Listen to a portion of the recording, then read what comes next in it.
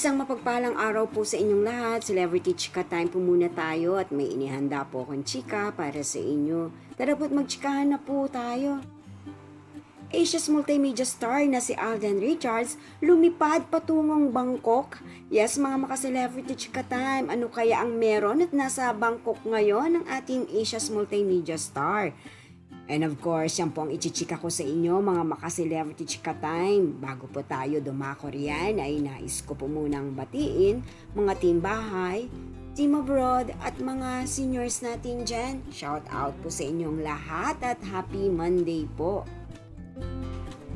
Narito po muna ang ilan sa pa-updates ng Asia's multimedia star. Abay, tunay naman nga pong hanggang ngayon, Number 1 pa rin po sa Netflix ang Family of Two, A Mother and Son Story, na pelikula nga po ng ating Asia's multimedia star at ni Miss Sharon Cuneta.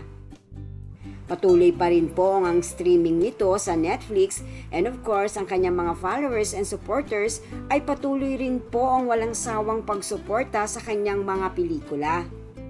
Kung kaya naman ayan at number 1 pa rin po ito hanggang ngayon sa Netflix. Dumako na nga po tayo sa pinakasentro ng ating talakayan. Ayan nga po, napag-alaman po natin sa management po ni Alden ng Sparkle GMA Artist Center na ito po ay kasalukuyang nasa Bangkok, Thailand. Na ayon nga po sa post ng kanyang management, Asia's multimedia star Alden Richards is currently in Bangkok, Thailand, filming for a new branded campaign. Ayan nga po, nasa Bangkok, Thailand si Alden para sa isang taping o shooting ng kanyang endorsement. Ano kaya ito? Well, let's wait and see na lamang po at paniguradong ipapakita at ipakikita rin po agad-agad yan ng ating Asia's multimedia star.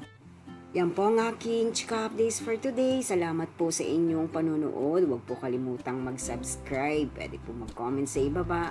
Basta't wag lamang po harsh o nakakasakit sa isa't isa. Salamat po muli. Spread love, not hate.